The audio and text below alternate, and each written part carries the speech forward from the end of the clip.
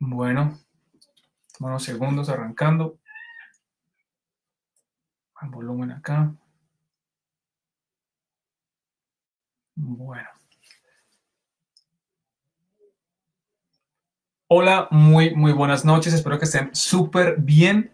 Nosotros cumpliendo acá la cita, la verdad, muy animados, muy felices. Soy William Castro, parte del equipo de Litéfilos y hoy, bueno, no estamos solos, hoy estamos con una escritora, editora, profe, poetisa. Bueno, muy felices de tenerte con nosotros. Luisa, buenas noches, ¿cómo estás? Buenas noches, William. Un saludo para el colectivo Litéfilos y pues encantada con esta invitación que espero podamos desarrollarla de forma nutrida con quienes nos están viendo y escuchando. Así es. La verdad que hemos estado como súper deseosos de compartir un espacio contigo. Eh, Pensamos que en este momento, por la coyuntura, podríamos coincidir, porque íbamos a estar en casa, por todo este tema de la cuarentena. Y bueno, cuéntanos un poco ese tema de la cuarentena. ¿Has estado en casa? ¿Cómo lo llevas? ¿Cómo está ese tema?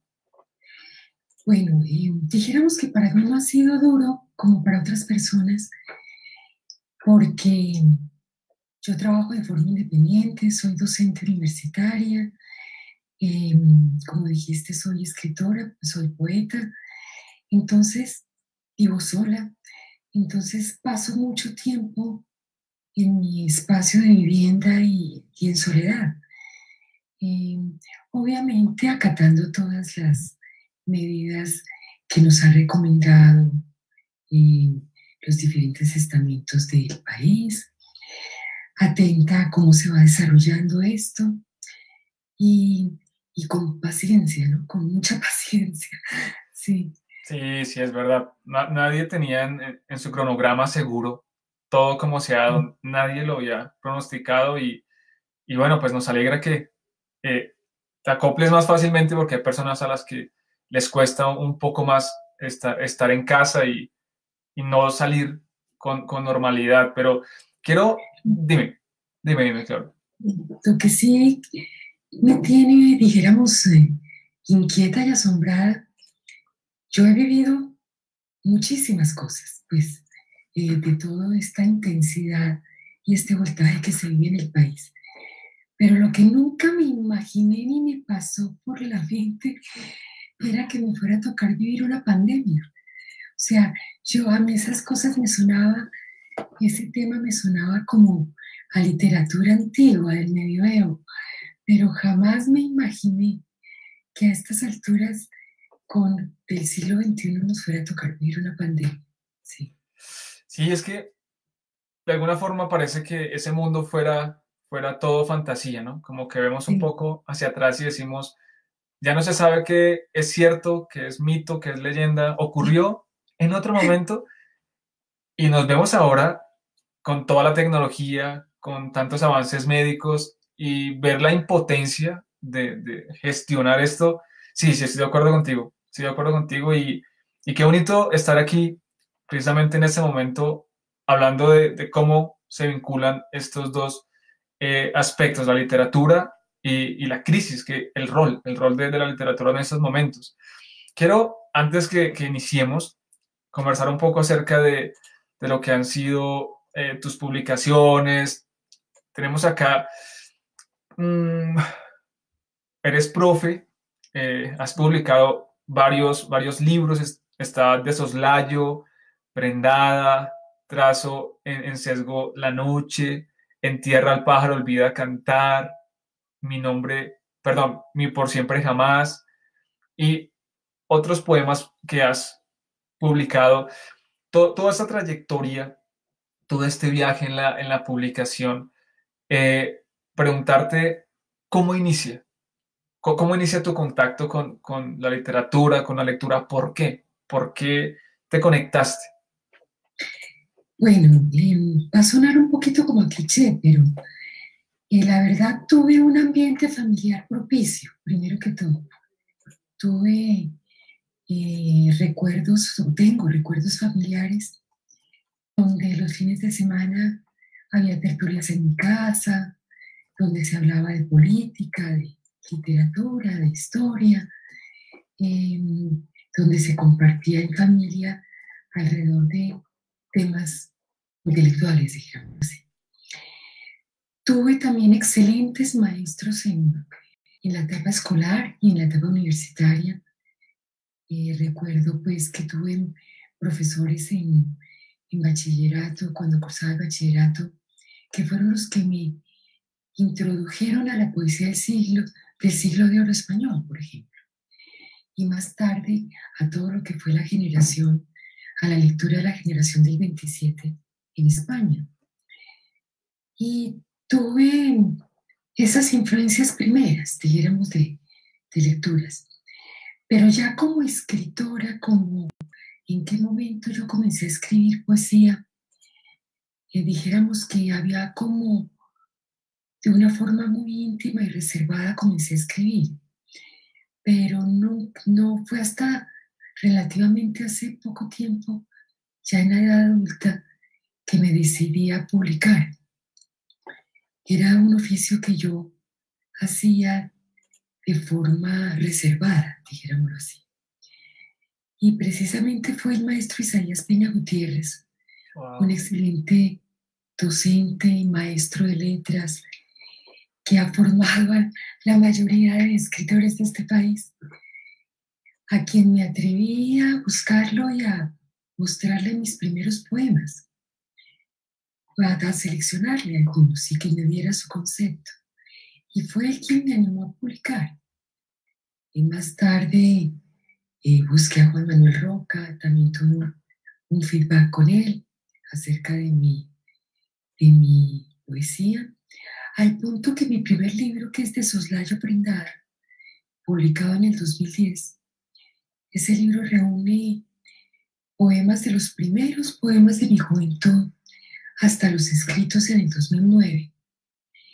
Y ese libro lo presentaron conjuntamente, me acompañaron en su presentación, hice el maestro Isaías Peña Gutiérrez y el poeta Juan Manuel Roca.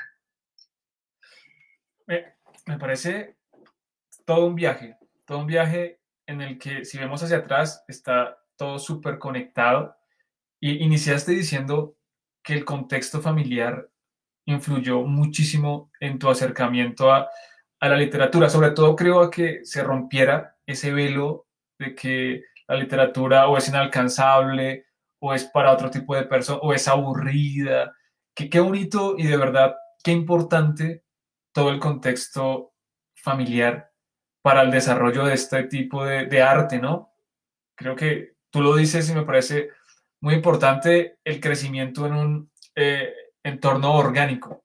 Entonces, todo esto que estamos compartiendo deja como sobre la mesa que es muy importante que desarrollemos familias que vinculen a los niños en este tipo de actividades, porque mira a dónde nos pueden llevar.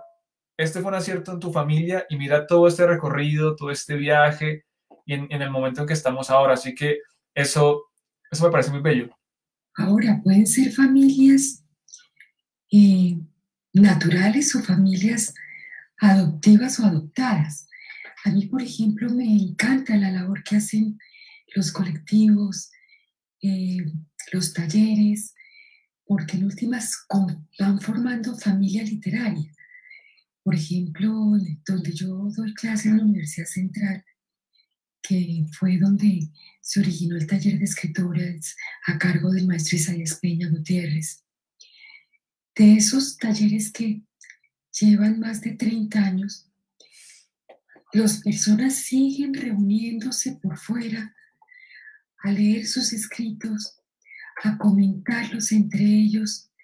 Varios de ellos siguieron ya la carrera de escritores, pero los que no han seguido reuniéndose. Entonces son comunidades y familias adoptivas de la literatura. Sí. Qué hermoso porque aquí hablamos de dos contextos, el contexto familiar, luego un contexto más de colectivo, que tú dices, y es muy bonito encontrar esos espacios en que nos sentamos a leer y decimos como, no estoy loco porque me gusta escribir, no estoy loco porque me gusta leer, y nos sentimos como vinculados y qué bonito también desarrollar nuestro amor por la literatura. Y hablaste de Juan Manuel Roca, eh, que pues me parece que es un escritor tremendo, la verdad, tremendo, y que tú hayas estado también conectada con él en tus inicios, pues me parece maravilloso, de verdad, me parece tremendo. Y bueno, estamos aquí, haces parte de los talleres de escritura, compartes, haces el feedback, comienza a ver como ese tema de la publicación, pero en el fondo, dentro de ti, ¿tú esperabas que ocurriera todo lo que ocurrió y que inició, como tú decías, un ejercicio de escribir para ti un poco más íntimo? ¿Tú soñaste o te imaginaste que todo esto iba a ocurrir como ha ocurrido? No, la verdad cuando gané confianza en mí misma, que fue con esas conversaciones, obviamente quise publicar. ¿Por qué? Pues porque quería que me leyeran. Sí, claro, Uno no claro. publica, Sí, sí, claramente. uno no publica si no es porque quiere que lo lean, ¿sí?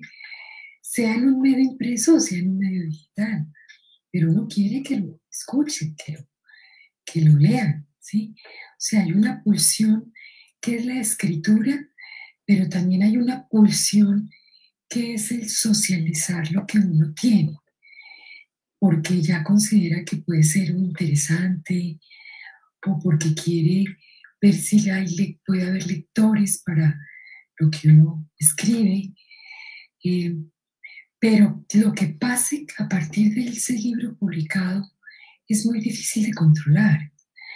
Dijéramos que cada libro es como, yo lo asemejo a, a una piedra que uno tira al agua Wow. y, y hace ondas, ¿no? Pero dependiendo de la fuerza, de la asertividad que se tenga en el lanzamiento de esa piedra sobre el agua, esas ondas van repicándose y ampliándose o no hace ondas.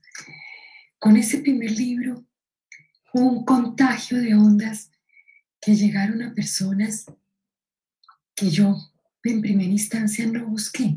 Digamos que yo en primera instancia busqué intencionalmente para tener un diálogo sobre mi poesía o sobre mis escritos al maestro Isaías Peña y al poeta Juan Manuel Roca. Pero ya lo que generó el libro, la primera publicación, se abrieron una cantidad o no una cantidad, pero varias puertas que yo en primera instancia no imaginé, ¿sí? Que fueron una sorpresa muy grata para mí. Ese libro, esa primera publicación llegó a manos, por ejemplo, de Miguel Méndez Camacho, director cultural de la colección de la Decanatura de la Decanatura de Cultura de la Universidad Externa de Colombia. Eh, Me propuso incluirme en la colección. Ese fue, dijéramos, la puerta que se abrió para darme a conocer con esa colección. Eh, y luego vinieron las otras, ¿sí? Parece muy bella esa metáfora que tú hablas de la piedrecita, de la roca que cae en el agua y genera ese efecto de las ondas. Y yo digo, lanzar la piedra es escribir, es lanzarse en el ejercicio del riesgo, de la valentía. Y quiero, por aquí ya nos están comenzando a preguntar y a enviar saludos. Mira, haciendo un paréntesis, dice por aquí Mónica Díaz Amaya, felicitaciones, Luisa, te felicito. Gracias, Mónica. Tenemos por aquí a Raquel Rodríguez, que también está conectadita, saludando. Jesús dice muy buenas noches. Litéfilos, muchas gracias por este espacio. Eh, Dicen, ¿dónde podemos conseguir los libros? Están preguntando, ¿dónde podrían conseguir tus libros? Es una buena pregunta. Bueno, no sé si es una fortuna o una desgracia, Ok. pero están agotados. Wow. Sí, precisamente una de las cosas que estoy pensando es hacer una publicación reuniendo los 4 libros, porque no se encuentran. El único que se encuentra digitalizado para lectura es el de la colección Un libro por centavos, que se encuentra digitalmente para libre lectura. O sea, lo pueden buscar por Google, Trazo en Sesgo de la Noche, Luisa Fernanda Trujillo, y ahí lo pueden descargar. Los otros tres desafortunadamente están agotados. Espero tener noticias. Claro que con esto de la crisis, quién sabe los proyectos editoriales a qué ritmo vayan a marchar, pero sí es la idea que tengo en mi cabeza de hacer una publicación, porque los dos últimos libros, el publicado en el 2017, que es En tierra el pájaro olvida cantar, y el de Mi por siempre jamás, que se editó a mediados del 2019, se publicaron en Italia y se agotaron. Wow. Entonces la gente en Colombia no los conoce porque fueron publicados en Italia, aunque pues se podían comprar por Amazon. Pero también en el caso de la poesía, todavía hay mucho prejuicio de comprar por internet. O sea, a la gente le gusta encontrarlo en librería, eh, en fin.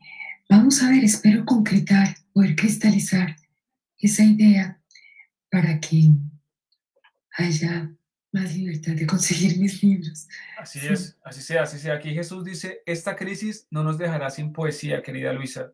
Gracias por tu compromiso, tu sentir y tus letras, dice Jesús. gracias Jesús. Ahora tenemos aquí el encuentro, lanzar la piedra, como tú hablabas de esa metáfora. Se genera todo este efecto y ahora lo conectamos a el poder de la literatura y su influencia en momentos determinantes como este que estamos viviendo. Tú has tenido todo un viaje, una trayectoria, jamás imaginaste estar en una cuarentena y ahora que estás viviendo como escritora este momento, ¿cuál consideras tú que es el rol de la literatura? ¿Cuál es su papel en estos momentos de tanta crisis y tensión? Bueno, el rol de la literatura es, en primer lugar, la libertad de creación. En segundo lugar, el compromiso con su entorno y con su contemporaneidad, por así decirlo. Me refiero con eso a los hechos tanto sociales, políticos, como imaginarios que, que, que rodean al escritor cuando está vivo. Y en este caso, pues la pandemia se convierte en una motivación más, ¿sí? Una motivación más para escribir, pero que puede ser un arma de doble filo, porque por ahora hay un tsunami digital. De, por ejemplo, en China, creo que se encuentra fácilmente si lo buscan por Google, ay, ¿cómo se llama? La ciudad donde empezó la pandemia. Wuhan. Correcto. Hay una página solo de toda la gente que escribió poesía Wow. relacionada con el hecho, ¿sí? O sea que aquí ya vamos tarde, Sí, ¿sí? un poco. Pero, pero ya están empezando a salir concursos, convocatorias, eh, que a mí eso me parece de doble filo, ¿sí? Porque una cosa es que, que las circunstancias sociales, existenciales, en este caso la pandemia, sean una motivación para escribir, un motivo, un tema, y otra es el oportunismo temático. De acuerdo. ¿Sí? Entonces, eh, no sé si voy a mezclar temas, pero por ejemplo, en lo relacionado con las antologías, que es un tema que a mí me preocupa mucho, no demoran en salir antologías De cuarentena, de en pandemia. torno a la cuarentena, al tema, a la pandemia, que son muy ficticias, muy fabricadas. Otras pueden ser, a saber, yo siento o creo en las antologías que luego toman distancia y comienzan a ver y analizar qué poetas o qué escritores escribieron sobre el tema en tal periodo de tiempo. Pero esas antologías que es, mándenme un poema relacionado con la pandemia, eso me parece muy triste, ¿sí? Porque es que se obedece a un criterio muy mercantil. Wow, ¿sí? No obedece a una honestidad en la escritura, ¿sí? wow. Entonces se hacen antologías de la pandemia, de temas diversos. Cuando a mí me han pedido para antologías, ay, ¿por qué no nos envías 3 poemas sobre tal cosa? Le digo, yo no he escrito sobre eso. No importa, los escribes y no lo mandas. Eso es ficticio, ¿sí? Y eso se nota, eso se nota. O sea, uno cuando lee a un poeta o un escritor, en el caso de la narrativa, uno siente cuando hay honestidad en la escritura y cuando es un artificio, cuando es un artefacto, ¿sí? Y eso le hace y le está haciendo mucho daño a la literatura y a la poesía. Oh, es muy fuerte lo que dices porque el rol de la literatura en este momento eh, suele despertar a modo de catarsis en cada persona el deseo de escribir como un ejercicio de liberación, de expresarse, de desahogo. Pero lo que tú dices estoy súper de acuerdo porque se genera eh, como una falsa ilusión de que todas las personas, no es que, a ver, todos podemos escribir, todos podemos explorar esa área de desahogarnos, pero lo que tú dices, aquí hay una influencia bajo una presión. Y la presión es que no, debo hacerlo por esta circunstancia y así no sientan nada emocionalmente, lo finjo. Y eso que tú dices de fingir, creo que tiene que ver mucho con el rol.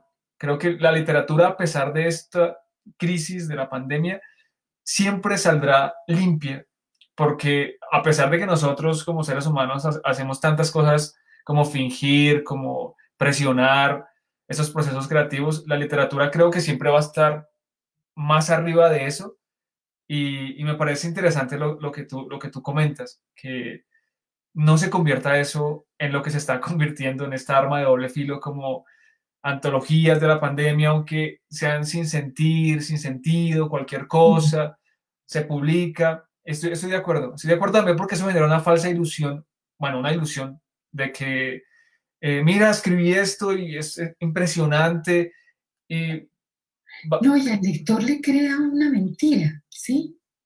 Se le miente al lector, porque el lector que no sabe lo que ha ocurrido tras bambalinas, ¿sí? De esa antología o de esa novela o de ese libro de poemas, cree, honestamente el lector se conecta y cree que eso fue escrito de una forma de conexión existencial del escritor en un momento de crisis.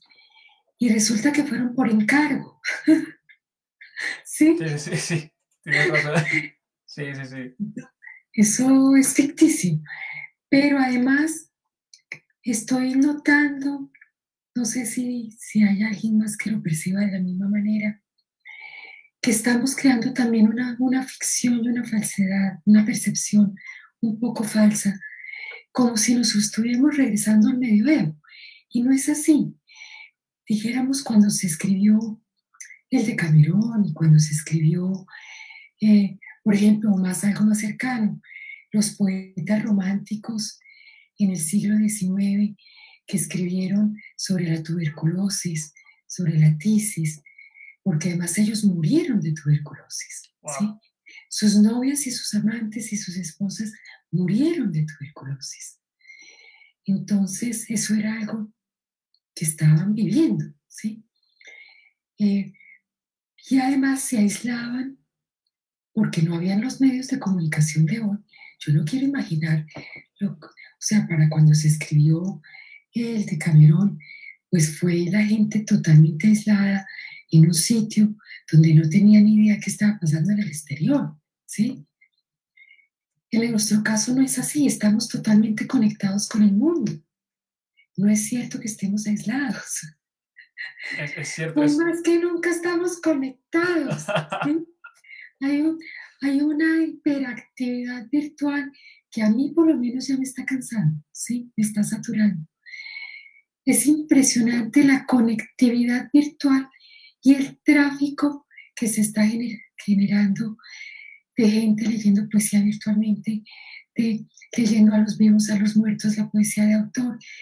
pero es impresionante. La gente conectada virtualmente, o sea, aislados no estamos. Entonces, no estamos en el medioevo, no estamos en el siglo XVIII, no es cierto, ¿sí?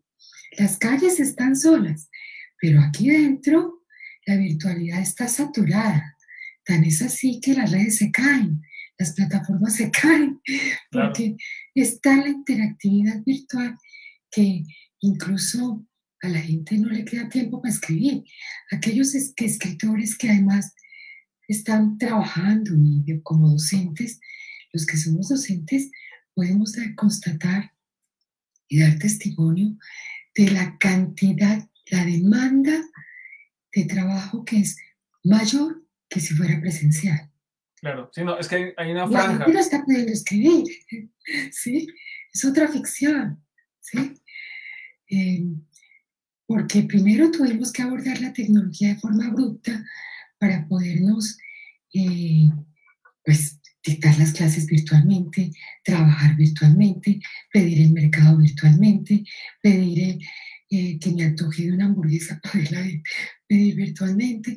Y eso nos acaparó en este mes que, y ya cuando nos hemos medio acomodado a las plataformas virtuales y eso, estamos socializando virtualmente muchísimo, ¿sí? Y produciendo virtualmente muchísimo. Entonces no es un mito eso de que estamos aislados. No estamos en el siglo XVIII, no estamos en el medio. Aquí, aquí nos dice Jesús, a propósito de lo que tú comentas, dice, Luisa, teniendo en cuenta esta actual situación que nos ha tocado a todos y a todas, ¿qué temas e historias te impulsan a escribir a ti? Me parece que viene muy acorde esa pregunta porque dice, lo que hace que esa llama no se extinga, lo que te hace mantener el brazo caliente, dice él. Qué bonita pregunta, ¿cómo te mantienes tú con toda esta hiperconectividad? ¿Cómo te aíslas dentro de tu propia casa? ¿Cómo continúas? Bueno, para escribir dijéramos que las motivaciones son muchas en mí. Son tantas que incluso no he desarrollado una poética o un hilo poético temático en mis libros. Yo toco los temas trascendentales que han atravesado a los escritores y a los poetas toda la vida. Eh, la muerte, la vida, el eros, el amor, la ecología, eh, el minimalismo, eh, la política, la violencia, ¿sí? Dijéramos que tengo poemas de diversos temas, porque no es un solo tema el que me motive, ¿sí?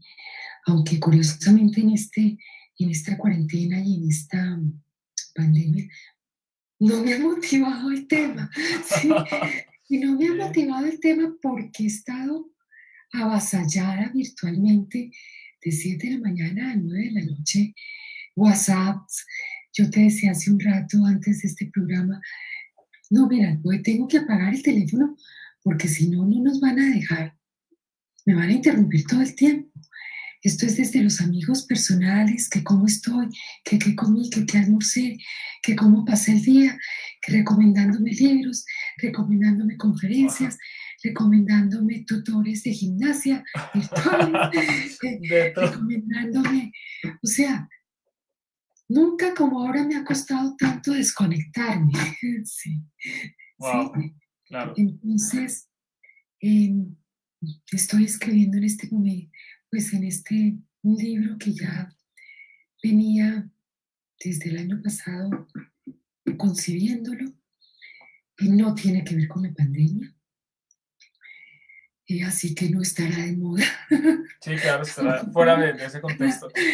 Sí, pero no me importa, pues no, no es mi tema. Pero me motiva todo aquello que sea motivo de existencial para el ser humano y Ok, social, ok, ¿sí? Es lo que me perfecto. motiva. Ya tenemos a Raquel, nos dice, es verdad, la novedad en los libros es pasajera, pero la verdadera literatura se queda y perdura con el paso del tiempo. Es lo que hablábamos recién, que surge todo este afán que no solamente es por la pandemia, sino es muy curioso porque se escriben libros por temas políticos, pero como si fuera a hacer pan, ¿sí? Entonces pelea un presidente con un político y se publican 3 libros que dicen lo que no sabía de estos políticos y se sacan así.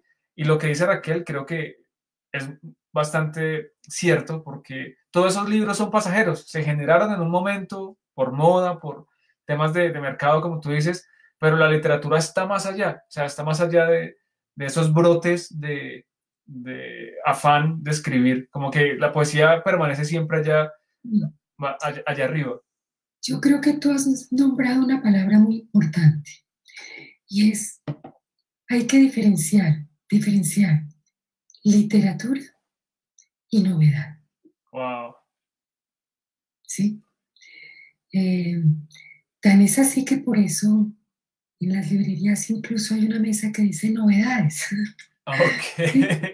Sí, sí, sí. Sí, eh, pero yo percibo un gran afán hoy en día de las personas por publicar lo que sea, ¿sí? Lo que sea, todo volverlo tema publicable. Eso no está mal, pero cada quien que hace lo que puede y lo que quiere. Pero sí a nivel de recepción y de lectores, es muy importante que el lector se forme para cuando esté frente a una mesa de libros, una oferta de libros, pueda diferenciar qué es una novedad y qué es literatura. ¿Sí? Wow. Fuerte. Porque son dos cosas distintas. ¿Sí?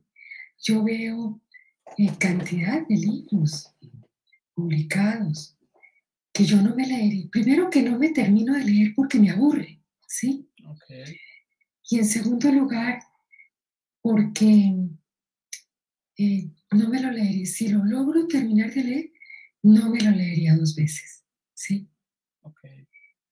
Y si no los chulea uno y ya Ya pasó. pasó. ¿Sí? Tal como lo decía Raquel, pasan, como que es un Exacto. momento, ya pasa, pero no queda. No, Pero no es un libro que tú quisieras tener en tu mesa de noche para releer, es cierto. o que tú quisieras separar secciones para leerle a tu amigo. Mire lo que encontré, mire lo que dice aquí.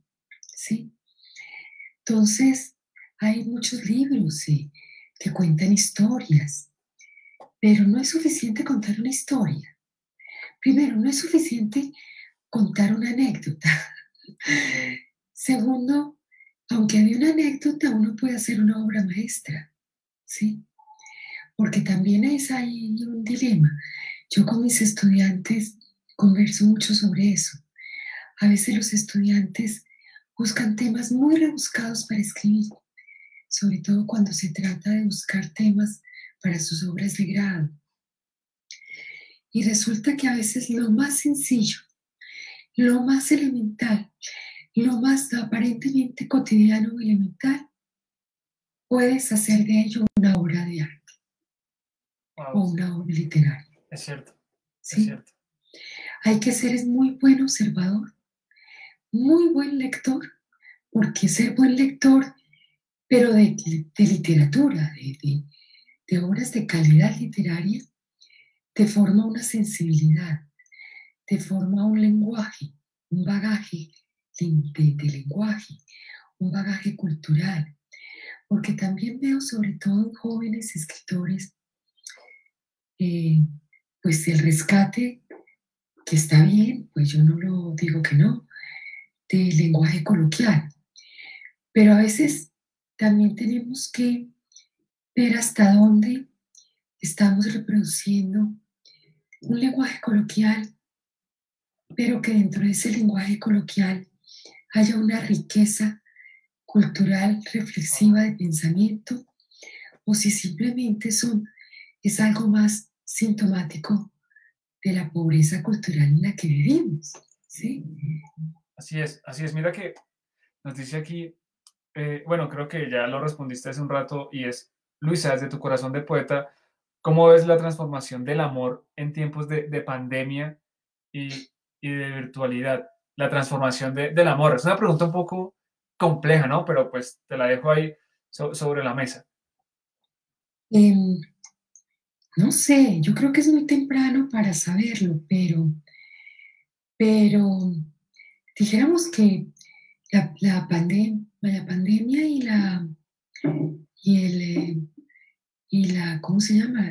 El estar no aislado, sino en cuarentena, pues obviamente las relaciones clandestinas están en jaque. Sí, quedaron ahí. Eh, ese, ¿cómo se dice? Ese mito por la relación de amantes, pues en este momento es muy difícil, ¿no? Porque eso conlleva clandestinidad, conlleva eh, pues que encuentros Secretos. equívocos que no son posibles, ¿sí? Eso puede generar ansiedad, qué sé yo. Pero por otro lado, esto vuelve y juega la virtualidad, ¿no? Entonces, Carolina Sanina acaba, la escritora, de sacar un libro muy interesante que es una relación amorosa virtual. Ok. No está pensada en tiempos de pandemia ni en tiempos de cuarentena, sino simplemente una relación virtual y amorosa. Pero se transformará, no sé si te transforme, dijéramos que se van a dar relaciones amorosas y relación con lo erótico, de forma que obviamente se va a hacer explícito que lo físico va a ser una limitante. Pero yo creo que eso ya se venía dando, ¿sí? Yo leí hace unos 6 meses más o menos un artículo que no recuerdo en dónde fue que lo leí. Cómo en Japón los jóvenes prefieren más tener sexo virtual que físico. Wow, es cierto. Y no había pandemia en ese momento ni cuarentena, ¿sí? Es una tendencia que se ha venido marcando ya desde antes, que no estaría mediada por esta circunstancia. No sé, como dicen las abuelas, amanecerá y veremos. Creo que es muy pronto todavía, es que llevamos solamente un mes. Sí, nos parece que llevamos, no sé, tanto tiempo porque los días son dramáticamente largos y cortos, no sé, como el tiempo como que ha tenido un cambio en la forma en que lo medimos. Entonces, llevamos apenas un mes, pero sentimos que llevamos muchísimo tiempo. Y es curioso, pero estoy de acuerdo con lo que tú nos comentas, respondiendo a la pregunta de Sandra. Saludito también para Sandra y quiero compartir también con todos los que están conectaditos un poema, un poema tuyo que en verdad me impactó, me dejó como ahí con esa sensación de wow, qué bello poema y lo quiero compartir y hacerte algunas preguntas al respecto, socializarlo, entonces voy a leer. El poema se llama Conjuro. Sí. A través de una lente de aumento busco en la piel un indicio que me calme, que me recuerde el olor del musgo atrapado en la humedad. Tanto sol, tanto hielo a la vez han cuarteado sus escamas. Alguien exhala sobre ellas un aire tibio, conjura su memoria y abre caminos en sesgo que dibujan un lenguaje parecido al del amor. Bueno, Sí, wow. Pues me parece un poema bellísimo. Bellísimo. Y lo que siento aquí es un poco como de, no sé, como de desamparo, no sé, la sensación que me genera a mí puede que lo esté leyendo a partir de lo que sienta ahora mismo en lo personal, pero en el poema percibo, hay como una sensación de, primero como de soledad y de anhelar al final algo parecido al amor, o sea, hay como que deseo conectarme con, no sé, un sentimiento, una persona, mi piel, hay varios asuntos ahí, la pregunta es, ¿qué quisiste transmitir? ¿Qué emoción quisiste transmitir aquí con este poema? bueno, a mí me pasa lo siguiente, y es que cuando escribo poesía, sobre todo la de él en sus inicios, tal vez habrá cambiado, no digo, puedo escribir un poema sobre tal cosa, Ah, ok. que transmita tal cosa, que el mensaje sea tal. No, no lo hago así de prefabricado. Pero lo que sí es cierto es ahora, enlazando este poema que tú me, me acabas de leer, que además es un poema que me gusta mucho, y enlazándolo con la pregunta o la reflexión que me hacías o que nos hacía alguna de las personas que nos está viendo y escuchando, de cómo se ha transformado el amor o, o cómo se transforma a través del tiempo, a través de las circunstancias, no necesariamente de la pandemia. Creo que ese poema sí delata una circunstancia mía y de mi generación eh, especial sobre el amor, porque mi generación fue una generación que empezó a descreer Wow. sobre el amor, ¿sí? Eh, entonces es como un tránsito entre lo que fue el amor romántico, que eso no me tocó. O sea, este no es un poema romántico, no lo es, pero es un poema posmoderno que además dice miércoles. Hay algo que me recuerda que como que eso era lo de que era amor, lo que se dice que era amor, Ujú. ¿sí? Pero tampoco cierra el poema creyendo en el amor. No, es como si hubiera pasado un aire, Sí, sí, un sí. aroma así, son, y dice, me olió a rosas, ¿no? Hola, me olió a rosas, pero no tengo aquí flores, Sí, sí, ¿sí? sí, sí. Eh, eso es ese poema, ¿sí? No, Y eso es una forma de vivir o de cómo ya mi generación concibe el amor, ¿sí? Que es muy diferente a cómo lo concibió María Mercedes Carranza o a cómo lo concibió eh, eh, pues los poetas de mediados del siglo XX, ¿no?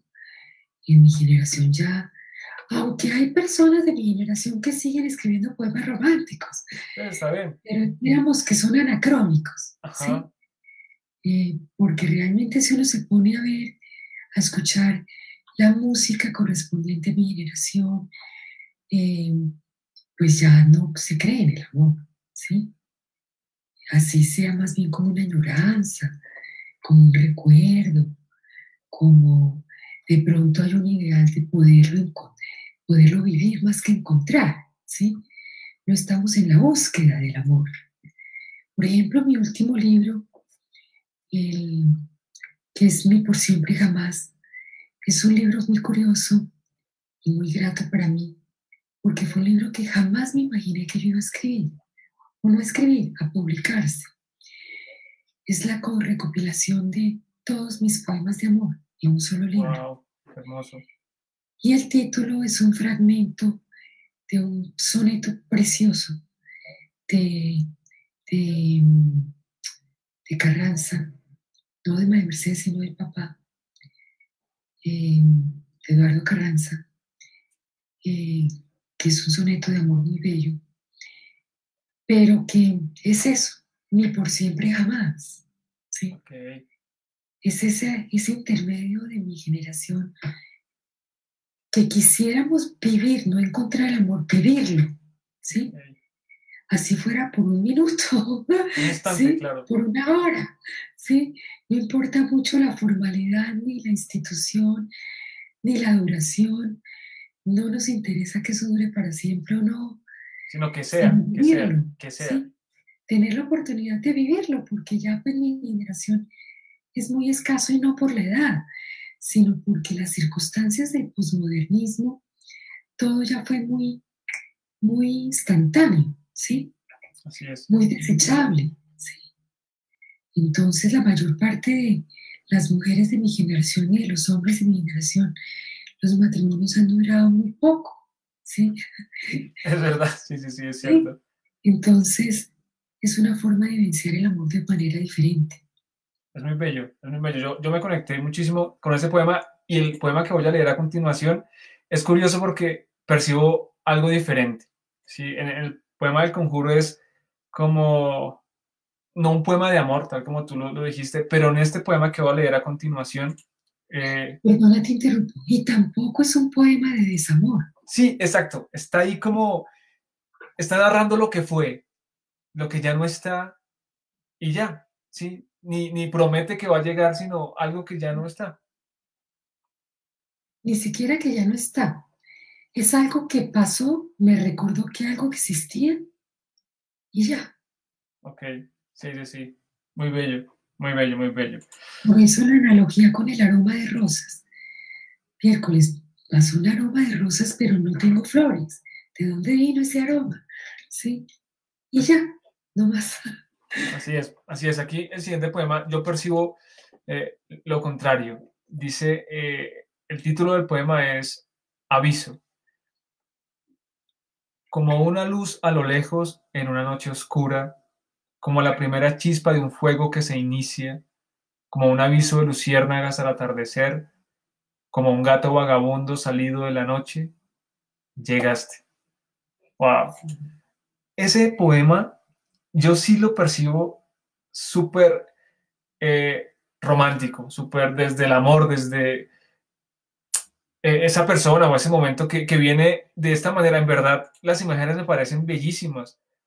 Esta parte de como un aviso de luciérnagas al atardecer, me parece que es una imagen muy poderosa y me encantó, ¿sí? Como que salta del poema esa línea y como que yo la abrazo y digo, es bellísima. Yo sentí ese poema muy, muy, muy romántico, como termina al decir llegaste, es como, qué hermoso. Es romántico o qué narra este poema? ¿Qué quisiste transmitir? Pero aquí hay que hacer una aclaración, no es un poema romántico. Ok, mira.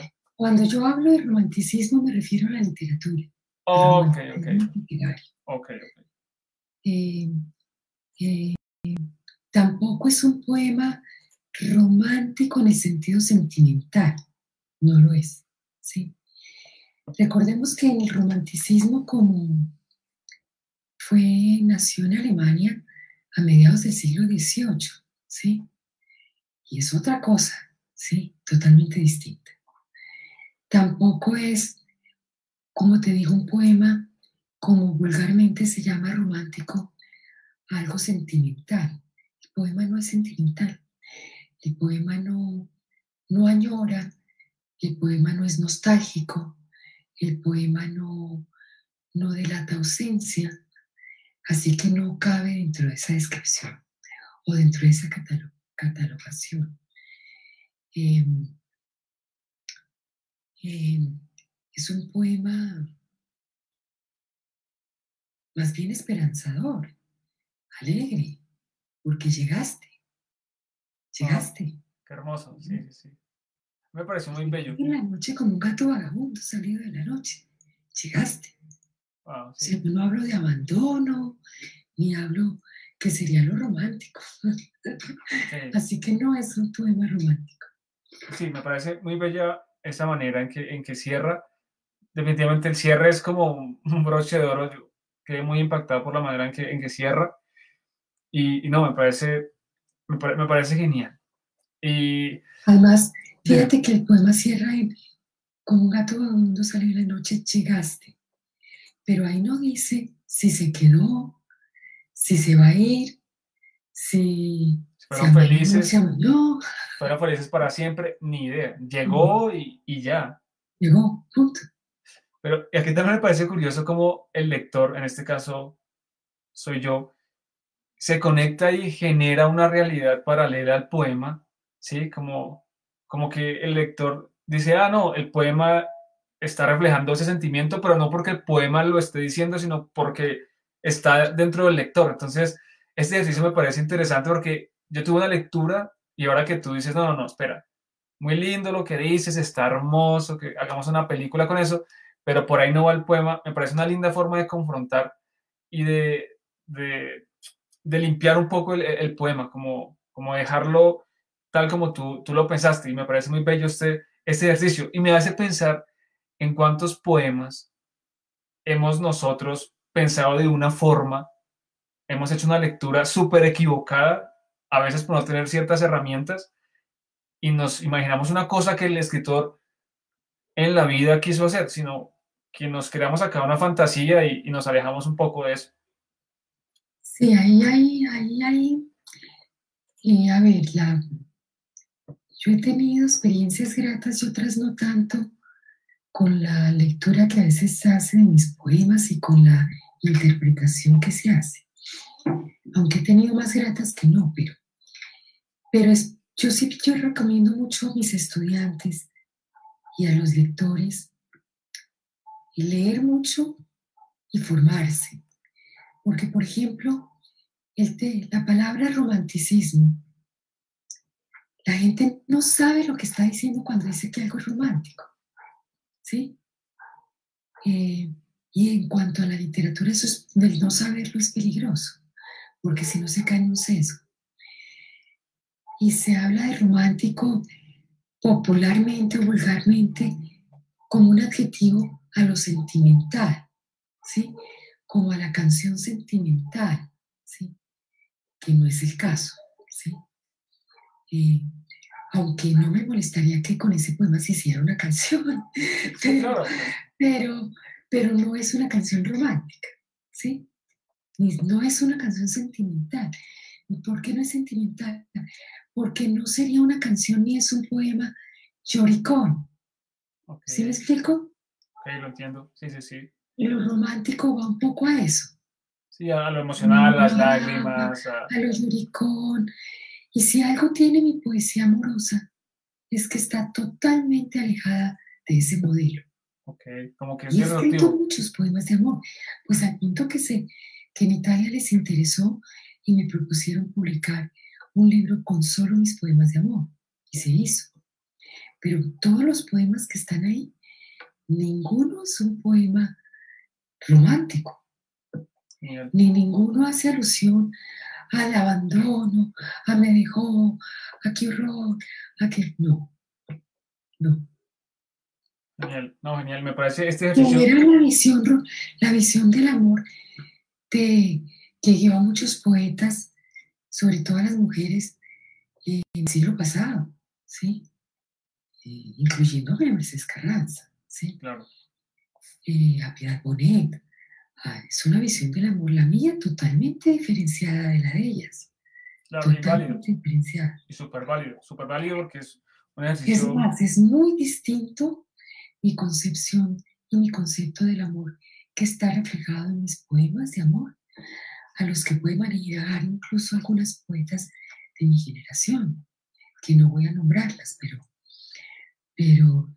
los lectores que las lean podrán darse cuenta. seguro, seguro. Y mira, hemos estado conversando, socializando un poco el tema de la literatura, leímos un par de tus poemas y ahora, ya para ir acercándonos un poco al cierre de esta sesión, tú dijiste una palabra que me parece clave y es capacitarnos y es llenarnos de herramientas para hacer lecturas. No, Bueno, formarnos. formarnos, ahí está. Una cosa es, fíjate lo que importante que es manejar el lenguaje. Ok, Uno no se capacita para leer poesía, ok, ok, ¿sí? Porque la capacitación es una instrumentalización. ok, No es el caso de la literatura, ni de la poesía, ni de las ciencias humanas. Uno se forma. Eso implica no una instrumentalización, eso implica un bagaje para formarse un criterio. Y ese criterio no es instrumental. Por eso uno no capacita, uno forma. ok. Ahora, tú hablas de formar. ¿Qué libros tú recomendarías? Así, no sé, tres libros. Yo sé que es muy corto hablar de tres libros, pero tres libros que puedan ayudar a iniciar a una persona en su formación y acercamiento a la literatura. Que tú digas, mira, recomiendo estos tres libros para que de pronto una persona que desea leer pueda conectarse paso a paso. Yo sé que es muy subjetivo, pero que tú consideres en tu apreciación que sumen a ese acercamiento. Bueno, es muy difícil porque eso tiene que ver también mucho con los gustos personales. Claro, Habrá jóvenes y personas también adultas que les guste las biografías, otras les gusta la ciencia ficción, a otras les gustan las novelas, ay sí, románticas, a otros les gusta el género negro, policíaco, a otros les gusta la fantasía, y hay mucho para todos los gustos, ¿sí? Yo les diría, dijéramos, para los que no tienen mucho entrenamiento como lectores, no iniciar con obras muy largas, con obras clásicas muy largas, que se comiencen por cuentos Ok, eh, del tema que más les guste. Si es de género negro o policíaco, pues hay muchísimo. Hay cuentos de Rubén Fonseca, hay cuentos de, bueno, Rubén Fonseca podría ser interesante. Eh, si es poesía, eh, pues que empiecen con, y si son colombianos, pues que empiecen con leyendo a los poetas colombianos de mediados del siglo, nuestros, ¿no? Eh, si es, eh, si les gusta un poco la fantasía y esto, que pueden iniciarse con las historias de Julio Verne, que son bellísimas, sobre todo si son personas muy jóvenes. Eh, si quieren ver algo sobre las pandemias, ok. A propósito hoy, que ahora están de moda, pues yo aquí traía unos, por ejemplo, pues son clásicos, o sea, Albert Camus, La peste, claro. sería muy bueno leerla en estos momentos. La montaña mágica de Thomas Mann, Ok, para estos momentos me parece que es bueno. De Alejandro Dumas, La dama de las camelias, que murió tuberculosa, ¿sí? tremendo. Y en cuanto a Rosalía de Castro, la española, ella murió de cáncer y además tiene varios poemas muy relacionados con la muerte y la enfermedad. Gustavo Adolfo Becker también tiene unos poemas relacionados con los tísicos, con la tuberculosis. Antonio Machado, ¿quién diría? Tiene eh, uno relacionado que se llama La muerte suave, un poema bellísimo. Eh, Miguel de Unamuno tiene uno específico que se llama Sobre la tos, también en época de pandemia. Ok. Esos dijéramos que Bueno, pues recomendé. son recomendaciones muy buenas, la verdad, que me parece que en este momento a veces ocurre que hay tanto que leer que es muy bueno que alguien nos diga, mira, yo te recomiendo esto y puede convertirse eso en un acercamiento diferente porque si la tendencia no voy a leer esta obra gigantesca porque tengo mucho tiempo, porque lo quiero hacer y al contrario se puede convertir en un ejercicio que me aleje a mí de la literatura. Entonces me parece que son recomendaciones muy acertadas y agradezco en verdad que hayas tomado el tiempo de recomendarlas. Y, Ahora, volver a los clásicos. La gente le tiene susto a los clásicos porque creen, asocian clásico con libro gordo. ok, sí, es verdad. ¿Sí? Nos enseñaron así, nos enseñaron mal así. Ese es un prejuicio y un mal prejuicio, porque además iníciese con los, lean mucho los clásicos, porque por algo son clásicos. Sí, son clásicos porque han perdurado y seguirán perdurando en el tiempo. Pero si no les gustan las obras clásicas extensas, lean cuentos clásicos, que hay excelentes cuentos clásicos, ¿sí? Ok, Eh, y ahí se van depurando el lenguaje en estructura narrativa, en formas poéticas, eh, y bueno, ahí se van enganchando. así es, así es, así es. Bueno, Luisa, la verdad que estamos todos muy agradecidos de tu compañía, de que hayas compartido este espacio con nosotros. Aquí Angie González dice, qué buenas recomendaciones, voy a tomar nota de algunas sugerencias, está ahí súper conectadita, atenta, tomando nota. Y en verdad agradecerte por estar aquí, por compartir con nosotros.